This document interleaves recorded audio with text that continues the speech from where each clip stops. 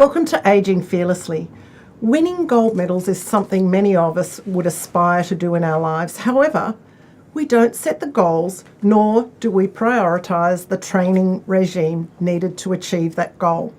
I'd like to welcome Merilee Parker, who has recently won 3 gold medals in surf lifesaving. Welcome. Thank you, Karen. It's so great to have you here, and it's just so inspiring to see a woman of, I'm going to say, our baby boomer generation achieving such high standards in sport. So can I ask you, what year were you born? I was born in 1961, so I'm a bit of an old crone, really.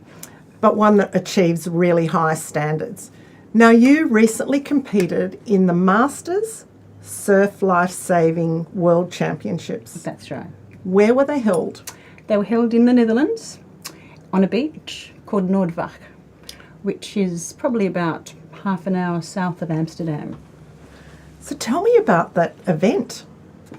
It was just so much fun. There was a crowd of people there. There was kids from 18 through to, I guess 65 we were. And it was just the most magical time, just the exuberance of the people and the camaraderie.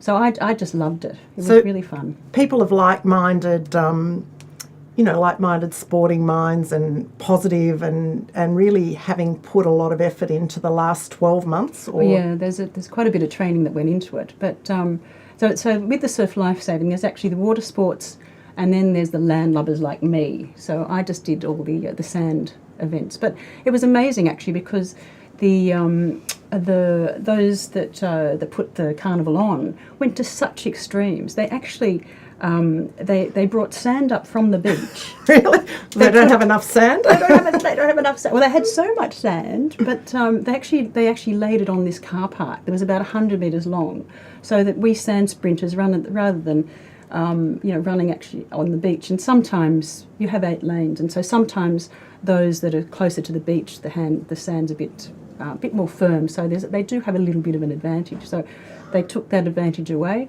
laid the sand on the car park, and that's where we ran. It was hysterical. I want to ask you about the training regime that went into this. And, well, first of all, can you tell us why you started Surf Lifesaving? Why I started?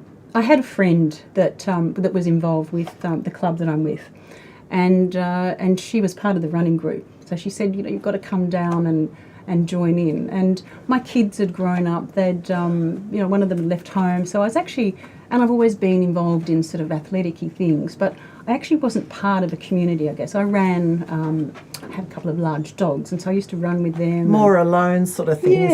Yeah. So I was looking for that sort of community spirit, and I've always, I shouldn't love the beach with my skin. Like me. I know. But so it kind of incorporated everything. There was, there was the sand, the surf, the community spirit, plus I could actually run and compete. With a great group of people. So that's why I did it, because I had more time. So a typical day, diet, training, sleep, what does it involve? Okay. Well, diet, I'm actually a naturopath, so I'm a little bit prone to eating healthy food anyway. But so I'd actually have, for breakfast, I'd have my poached eggs with gluten-free bread, and I'd have rocket and my homemade fabulous healthy pesto. Oh, yum. Yes. And flaxseed oil, which is full of omega-3s. So that would be my breakfast. And then lunch would be, I don't know, some sort of like goat's cheese and more salad. And I actually make sprouts. Do you grow your own sprouts? Yeah, I grow my own sprouts. In fact, actually, going to extremes, I used to grow, but I now actually get delivered once every couple of weeks, wheatgrass. So I actually juice wheatgrass every morning. Oh my goodness. I know. That's dedication. I know, isn't it? Isn't it just? And dinners at night? And dinners, mostly sort of fish or lentils-y sort of thing. I do have meat occasionally, but all organic, and lots of salads and veggies and broccoli for its indole 3 carbanols, which are very, very healthy. So, what else? So that's diet. What diet. about training? Setting your goals and training. Okay, so it really depends on what phase we're at. If we're a couple of months out, the training is actually harder because we're building up speed and endurance and muscle tone. Getting closer to the event, we sort of tone it back. So in general, over the last year, I guess, I do something every morning. I'm a real morning person, actually. Yep. So I do power living yoga, which is really, hard vinyasa yoga 3 times a week, 3 or 4 times a week. And I train for, literally train athletic-wise, actually only twice a week running, sprinting. So we sprint on the sand a couple of days a week. And then I've actually taken up Irish dancing. Ooh, we love a bit of dancing. Terribly fun. You've got to have some fun in there, isn't it? It's not all serious. Oh, I know. And in fact, that's what I'm doing now. I'm doing a little bit of Irish dancing. You can't even see my feet move, can you? Oh, no. I'm watching them jiggle down there. So I do that, and I swim. I love my swimming. I swim again with another group of people. And we swim 1,500 metres in the sea. And that's where we actually know each other from. Yes, We're the sea lovers, the vitamin SEA C. That's us. And sleep, very quickly about your sleep. Yes, sleep is imperative. So, and I think as you age, it gets a lot more difficult to sleep. And, there's all those hormonal changes and you go through, men don't, but women go through menopause and with all those hormonal changes, sleep can be really poorly affected. So I make sure that I go to bed by 10 or so. If you look at the Chinese sort of clock, they suggest that every hour before midnight is actually the equivalent of 2 hours sleep. Oh. Yes. Have to research that one. Yes, I think so. Very important. And I try and get 8 hours sleep at least. And so that's what I do. I try. It doesn't always happen, but I know that my sleeping is much better if I take the alcohol out of the situation and eat well. And the one thing that puts me to sleep at night?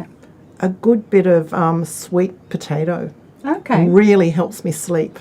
High in antioxidants. Yeah, I learnt that from a nutritionist. That I was a dietitian, and she said if you're struggling with sleep, bake a piece of sweet potato for dinner, and it really helps. Well, also, it's best to make sure that your telephone is nowhere in the room, or at least turned off, put it on airplane mode.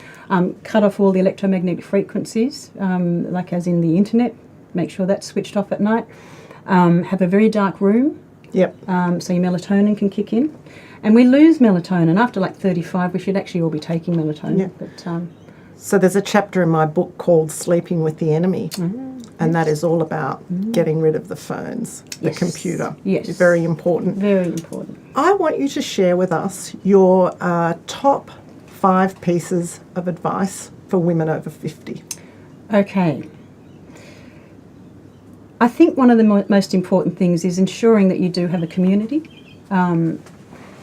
Because again, a lot of women, we have children, they grow up, and there's that, that empty nest syndrome. So community is really important. Cutting down the alcohol, as you mentioned, was for sleep and etc. Because again, for men and women really, but hormonal changes can really play havoc with your system. Yeah. So you have to eat well. So no processed foods. Cut the sugar out. The sugar causes inflammation, causes cancer. It's dangerous. It's nasty stuff, and it's just not natural. Yep. And exercise, some form of exercise. So I think you actually need to ensure that your bone health is very important for women. Because the estrogen levels dissipate. Your bones, we're prone to osteoporosis and things like that.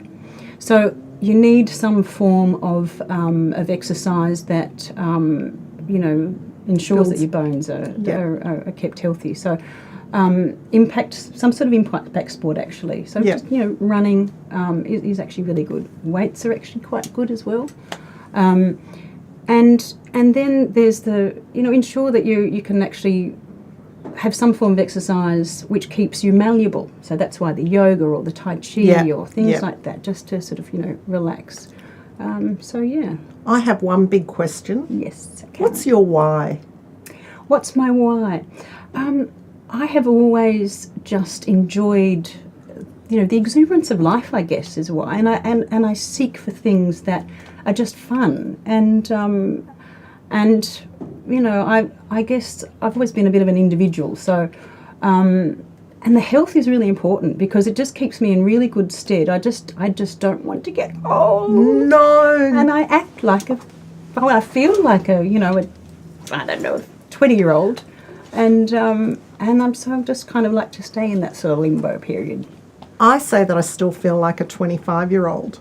I haven't got a 25-year-old body anymore, but my brain still feels 25. Yes. Could you show us your medals? Oh, I can. You won a medal in, correct me if I'm wrong, the 70 metres sprint, Yes.